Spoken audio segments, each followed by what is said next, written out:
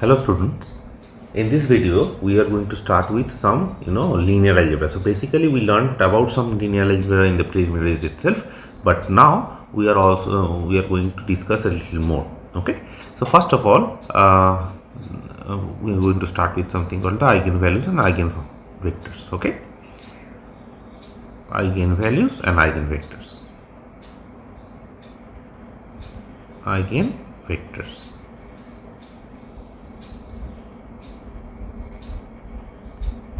Right. So what is it? So let's say a vector v is an eigenvector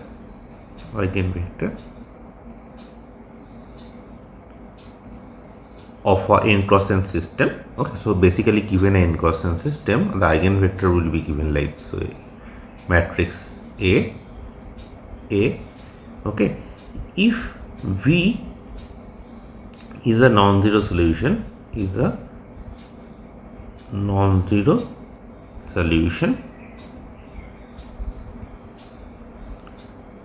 to the system of linear equations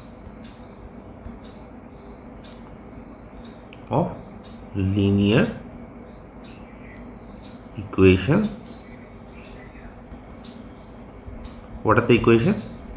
A minus lambda I times V is equals to 0. See, if V is equals to 0, of course A minus lambda is equals to 0 for all lambda, right? But the thing is, basically we are looking for a non-trivial solution of this system. Clear? And this quantity lambda is called the eigenvector, right? It's called the eigenvalue, sorry. It's called the eigenvalue of A.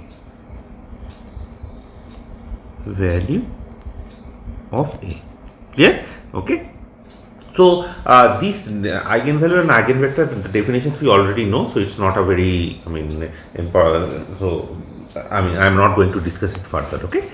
Now the thing is, you see, we are going to start with this. So essentially, what is our goal? Why are we suddenly started with eigenvalues and eigenfunctions out of nowhere? Essentially, we want to calculate exponential of a matrix, right? And let's say for a big matrix, let's say 3 cross 3 or 4 cross 4 matrix, 5 cross 5 matrices. Okay, this is the best way that I know of to calculate a matrix exponential. There are other ways, there are many different ways of doing it, but this is the most intuitive and modern way of doing this. Okay, so first of all, let's look at this property, or maybe let me write it as a theorem. Okay, so before that, let us put down a small remark. Okay, now of course I am assuming that you guys already know what eigenvalues and eigenvectors are given a matrix, and what are the properties. So I am not discussing it further, but anyways, as a remark I am just writing that let lambda 1, lambda 2, lambda n, okay, are real and distinct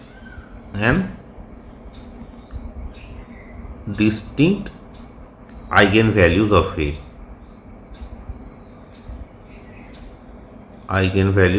of A. Okay, with associated eigenvectors,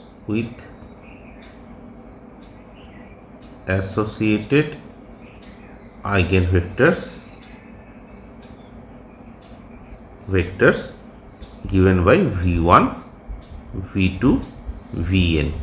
Okay, then what is the relation between these Vi's? Then Vi's are linearly independent. Okay, Li. So I am not writing this thing, it is linearly independent. Okay, right. So with this we are coming to the important theorem. Okay, so theorem. So try to understand this theorem and you will understand what's happening. So essentially, let's say that if you have a matrix with a real distinct eigenvalues, okay, so let A n cross n matrix essentially has real and distinct eigenvalues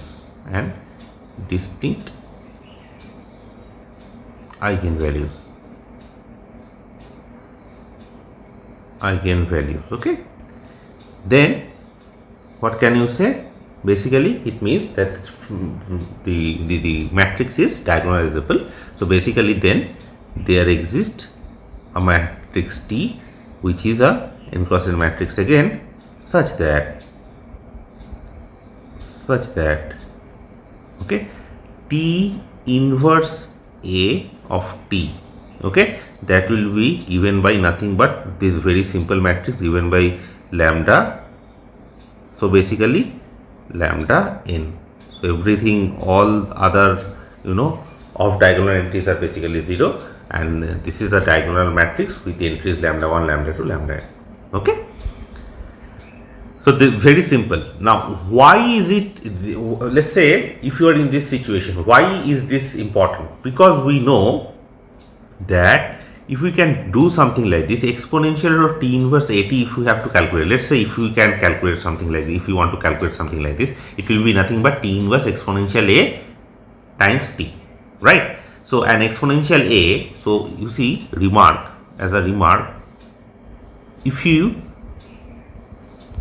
if your matrix, let's say a matrix B is nothing but lambda 1, lambda n, 0, 0, okay, then it is easy to check that exponential B is nothing but e to the power lambda 1, e to the power lambda n, 0, 0.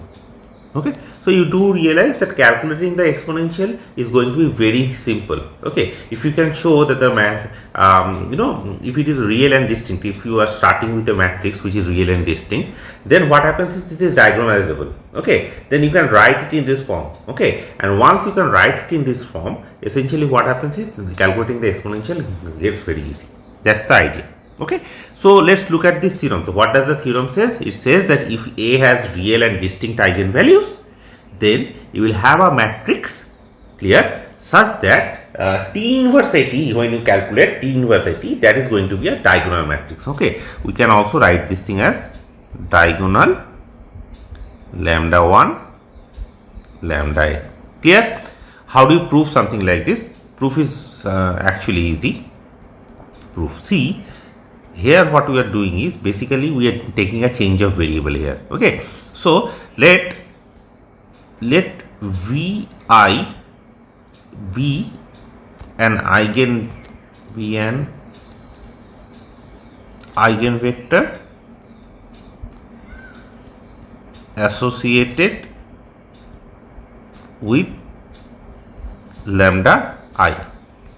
Okay, so Vi is an eigenvector associated with lambda I. This is what we are assuming right now. Okay, and what happens is now see we want to write down that I mean we have to find that transformation T. See, the thing is you are given a real distinct this matrix, right?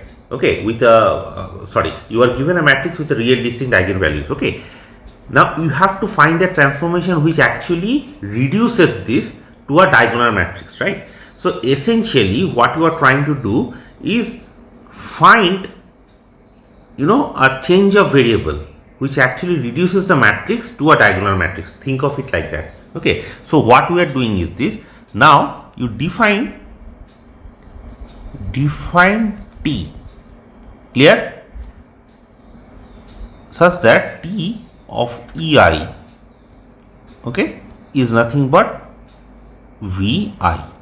Clear? So you see, since lambda 1, lambda 2, this is distinct, okay, lambda n, they are distinct, the corresponding eigen vectors which you are going to get, let's say V1, V2, Vn, they are linearly independent, right? Okay, so let's say if I map E1 the first basis element, that is to V1, E2 to V2, En to Vn. Okay, then what happens is I have a one-to-one map, right? So basically this is a this is a valid change of variable. That's what we're trying to do here. So when you define T of Ei to be Vi, okay, and what is Ei? Ei is nothing but 0, 0, 1 on the ith coordinate entry, and then 0. This is ith, the standard basis, that is. Okay, so this is there.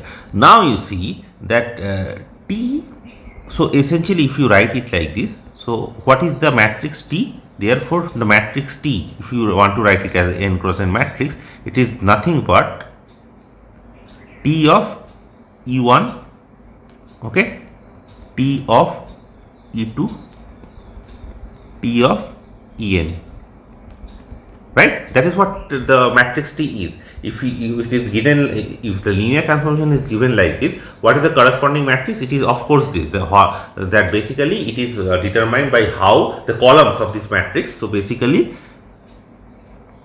the columns of the matrix is determined by its action on the ith basis vector, okay, by its action on the ith basis vector. Is this fine? Okay, so this is what we are basically trying to do. So basically you see you have a matrix now which is T n cross n, such that the first column is T of E1, the second column is T of E2, and then the nth column is T of En. Clear? So see, this matrix nothing but V1, the first column is V1, the second column is V2, and the nth column is Vn, because that's our definition, right? These are the columns, okay, right? Okay, now you see the thing is these V1, V2, Vn, they are linearly independent. Okay, so since Vi's are linearly independent, why they are linearly independent? Because lambda i's are distinct, real distinct. Okay, so Vi's are linearly independent. Okay, that will imply that T is invertible. Okay, if you do not, so this is very easy to check. If you do not know that, please check this. Okay, T is invertible, and let's look at what happens to T inverse AT. You see what we need to do? We need to write down T inverse AT as a diagonal matrix, right? Okay, so what happens to T inverse AT? So this is a matrix, right? If we want to determine the matrix, we have to determine what it does on the basis elements, right? So T inverse AT acting at, let's say, EI. Okay, what happens to this?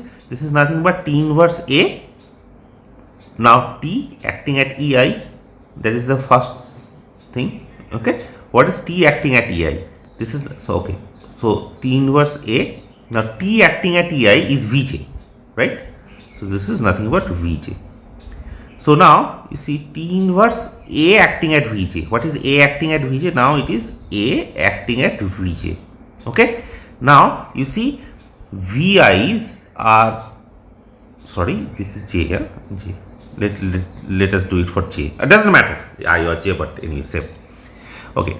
So you see T of EI is Vi, and Vi is the associated eigenvalue corresponding is the eigenvalue associated with lambda I, right? So this is nothing but T inverse of lambda J Vj, right? Because since this is Vi is the eigenvector associated with lambda I, then A of Vi is nothing but lambda I Vi, right?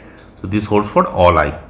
Clear? So this is there. Now T is a linear transformation, that implies T inverse is also going to be a linear transformation. So I can take this lambda J, that's a constant, right? So scalar. So I can take that out, and then I have this lambda J T inverse of Vj. Clear? Okay. Now what is lambda J T inverse of Vj? This is nothing but, you see, T is invertible. So T inverse of Vj is nothing but Ej. Clear? Okay. So what is T inverse of AT? See. So what is the matrix T inverse of AT? Let's look at this matrix. This matrix is nothing but T inverse of AT acting at E1. T inverse of AT acting at En. Right? That's what it is. So essentially, you see, the first thing is this matrix is nothing but lambda 1 E1. Okay, and then the second one is lambda 2 E2, and the nth thing is lambda n e n, right? Now if you e1 is what, 1 0 0 1, e2 is 0 1 0 0 0. So if you write it down, this is nothing but the diagonal of lambda 1 lambda n. Is this okay?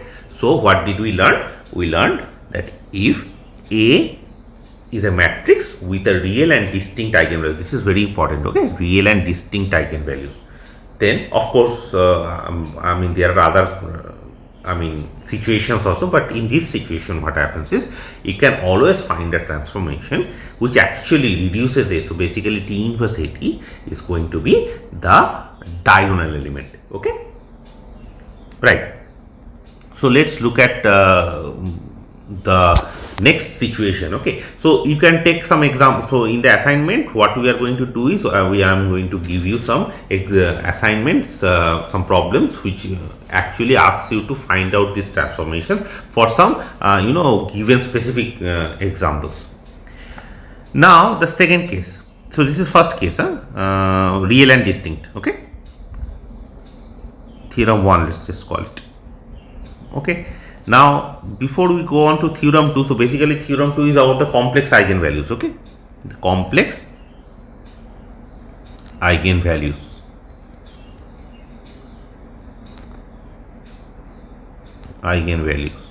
Clear? Okay. So now you see that A has a so we will assume that it has a complex eigenvalue, okay. So we know that if alpha plus I, so let A has a complex eigenvalue, okay. So hence if alpha plus I beta is an eigenvalue, of course alpha minus I beta is also going to be an eigenvalue. So the alpha plus minus I beta are the eigenvalues,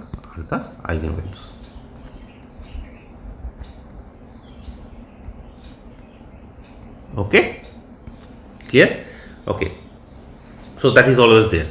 Now the thing is this, you see that we have to we are assuming that of course if alpha plus I beta is an eigenvalue, alpha minus I beta is also an eigenvalue, okay. Now let's say that there can be many different cases, right? So in this case, suppose also we are assuming that A is a 2n cross 2n matrix with distinct non-zero eigenvalues, okay. Also A is a 2n cross 2n, clear, matrix with non-real, so basically complex eigenvalues. What are the eigenvalues? Alpha I plus minus I beta I, okay, I equals to 1 to n. Now you do realize, let's say if you may have this situation that you have a 3 cross 6 matrix, okay, there is this eigenvalues alpha plus minus I beta and then another real eigenvalue. It may happen, right? Okay, so we are not dealing with that case right now, huh? Okay, what we are doing right now is we are assuming that you have like a square matrix of 2n cross 2n size, okay, and what happens is all the eigenvalues for now, they are non-real, so essentially they are complex eigenvalues, clear, okay, and we want to see what happens then, okay. So what happens now is this, see that first of all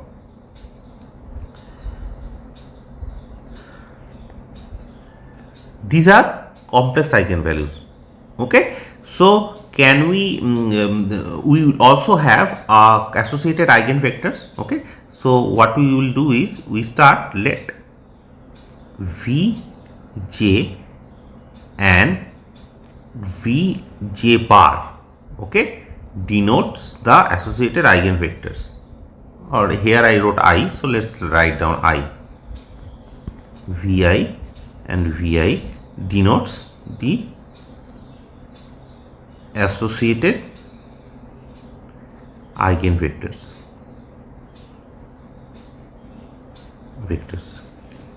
Okay. Now the thing is this, if let's say summation Ci Vi plus Di Vi bar, let's say is 0, I equals to 1 to n. Okay, and Ci Di's are in complex number C. Okay, then that will imply that Ci equals to Di equals to 0, right? That is easy to see. Okay, so I am not doing this thing. If you I mean, it's better you check this part. Okay, so what I am saying is this: Vi is alpha plus I beta, Vi bar is alpha minus I beta. So you just make the real and imaginary part separate, and then you can see that this is true. Okay, so Ci and Di, they are going to be 0. Okay, so for all I, I'm not writing. So for all I. Okay, now the thing is this: see, we want to put.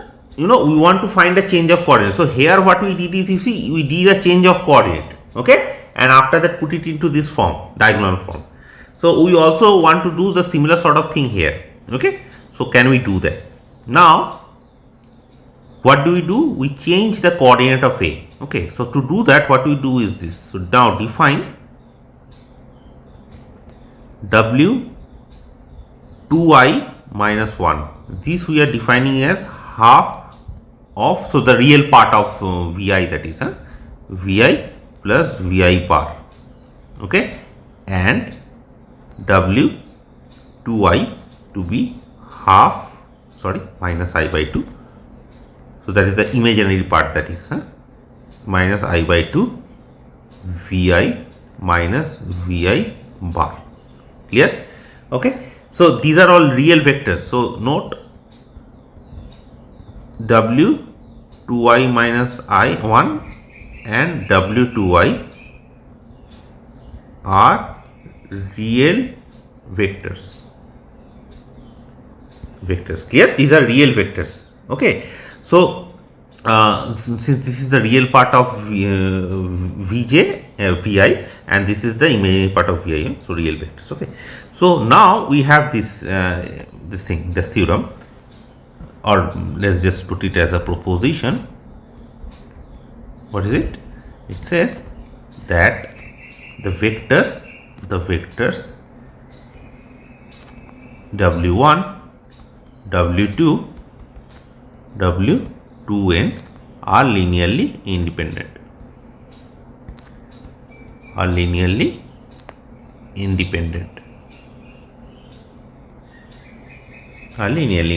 Okay, is that fine? Okay, so how do you show something like this? Let's look at the proof. So let's say that they are not, right? So then one can find Ci Di, okay, I equals to 1 to n, such that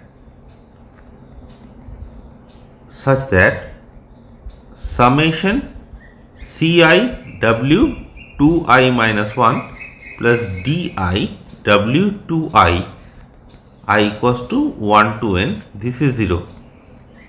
Okay, see, if they are linearly independent, if they are not linearly independent, then this has to be 0 for some Ci Di non-zero. Okay, so essentially what I mean by this is, you can actually find a non-zero Ci or Di, doesn't matter. I mean, at least something has to be non-zero, such that, okay, this relation holds. Okay, now if this relation holds, you see, what is W2I minus 1? That is nothing but half times Vi plus Vi bar, right? and what is W2I? It is the imaginary part. So you see minus I by 2 Vi minus Vi bar. Okay. So if you put it together, what happens is you can write it as I equals to 1 to n. C from here Ci will be there, and the other part is minus I di, and V, you see Vi, clear, Vi plus Ci plus I di Vi bar, right? That's what we are going to get if we are writing it in terms of Vi, 0. Clear? Now you see Vi and Vi bars are linearly independent. Okay, they are linearly independent. What does that imply? So since Vi and Vi bar are linearly independent, clear, then of course Ci equals to plus minus I di. Okay, that is always true. What will that imply? That a real is equals to a complex. That can only happen if Ci and di are going to be 0. So that will imply that Ci equals to di equals to 0 for all I. Okay. So that's a contradiction, and hence what happens is W1, W2, W2n are linearly independent. So very, very simple proposition. What basically it says is this: if you have eigen this thing vectors, okay, corresponding to eigenvalues lambda, this thing alpha I plus minus I beta I. So and what happens is those eigenvalues. So basically, if you are forming it, you are looking just the real and the imaginary part, they are actually going to be linearly independent. Clear? Okay. Now, so now you see, now, okay, the theorem is done. Clear? The theorem is done. Now you remember we last time in this real and distinct case we just wrote if you are given this thing, a matrix A, T inverse AT, you can write it as a diagonal element, right? Yes, which actually helps us in calculating the exponential. So now we want to do the similar thing here. Now A of W 2i minus 1, what is it? So let's look at this. This is half A of Vi plus A of Vi bar. Clear? See, W2i minus 1 is nothing but half of Vi plus Vi bar. So A of this, A is linear, so I can take it inside, right? So this happens. So now this is equals to half alpha plus I beta Vi plus alpha minus I beta Vi bar. Clear? So that is equals to alpha by 2 Vi plus Vi bar plus I beta by 2 Vi minus Vi bar. Okay. Now if you write it down, this is nothing but alpha times W 2i minus 1 minus beta times W 2i. Clear? So see, now what we are doing is this: we have a linearly independent set of vectors, right?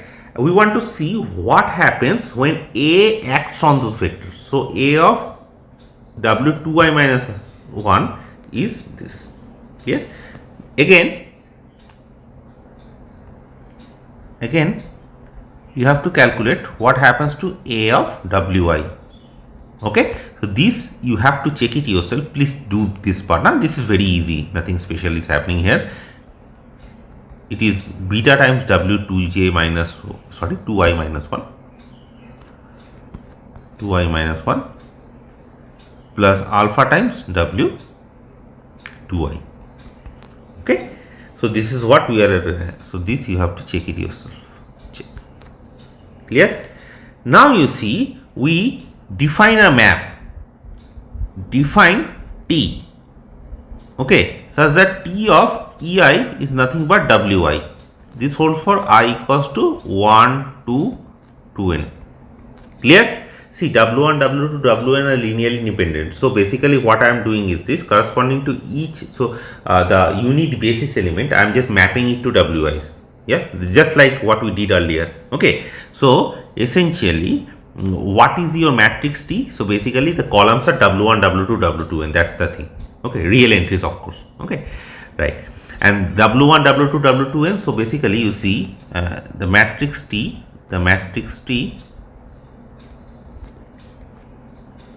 has columns. What are the columns? W1, W2, W2n. Yes, and we just showed that W1, W2, W2n are linearly independent, right? Since they are linearly independent, T matrix is invertible. Okay, so that will imply that T inverse exists. Clear? Okay, now we want to look at what happens to T inverse AT, just like before. See, I want to make it like a diagonal or as close as possible. Okay, I want to make this matrix as a diagonal matrix. Okay, if it's possible. So what happens to T inverse AT? Acting at E, let's say 2i minus 1. Let's look at this. It is nothing but T inverse A, T acting at E 2i minus 1. Okay, and what is E 2i minus 1? This is W 2i minus 1. So T inverse A, it is W 2i minus 1. Now what is A W 2i minus 1? It is nothing but, you see, what is A W 2i minus 1? It is alpha times W 2i minus 1 minus beta W 2i, right?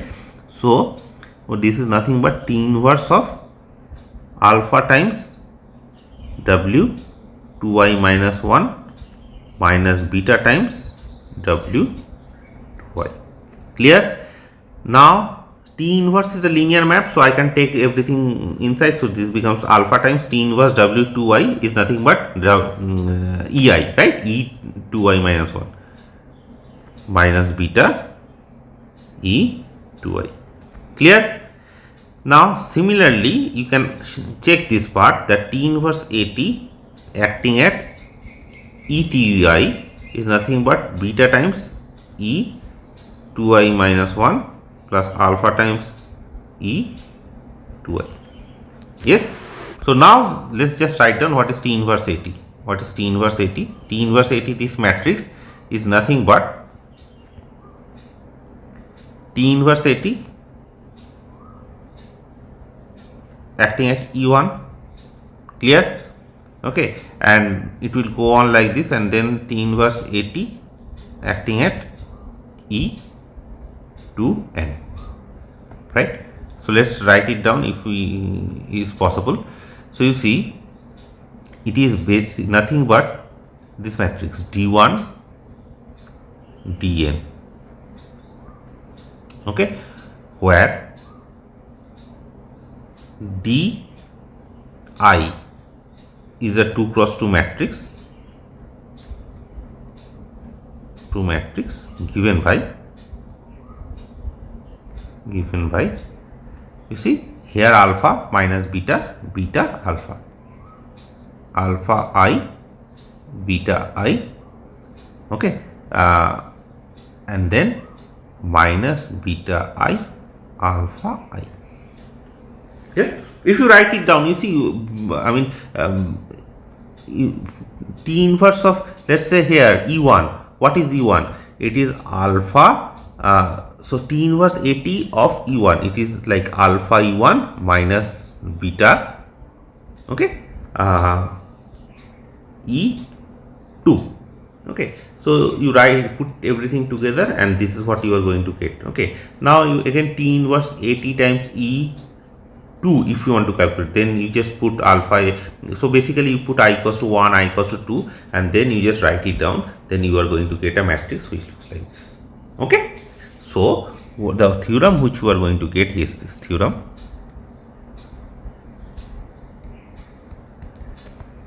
Let A has n cross n has distinct. So A is a n cross n matrix, has distinct eigenvalues. eigenvalues. Okay, then we can say there exists a linear map such that T inverse AT, how does it look like? T inverse AT, it will look like this. See, lambda 1, lambda k, these are corresponding to the real the real eigenvalues. Okay, so basically you see distinct eigenvalues, it can be real or complex, right? Of course, if they are complex, there is nothing to distinct. So basically the real part lambda 1, lambda 2, lambda k, and for the complex part what you have is this d1, d2, dn, right? So you have d1, d, let's just write it as k p, okay, p, okay, where dp will look like this: alpha p, beta p, minus beta p, alpha p. Is this clear? So see, if they are distinct eigenvalues, I am not saying they are real or complex. Let's say there is a bunch of real eigenvalues. So corresponding to real eigenvalues, we know that it will be, the lambda 1, lambda 2, lambda k, right? Now what happens to the complex eigenvalues? For the complex eigenvalues, we know that it will look like d1, d2, dn. So that's what we write, d1, d2, dp. Okay, so that is your T inverse AT. Okay, so if A has distinct eigenvalues, this is what it happens, that you will have a linear map T such that this happens. Clear? Okay, so with this I am going to end this video. In the next video we are going to see what happens when they have repeated eigenvalues. That is a complicated case. Okay.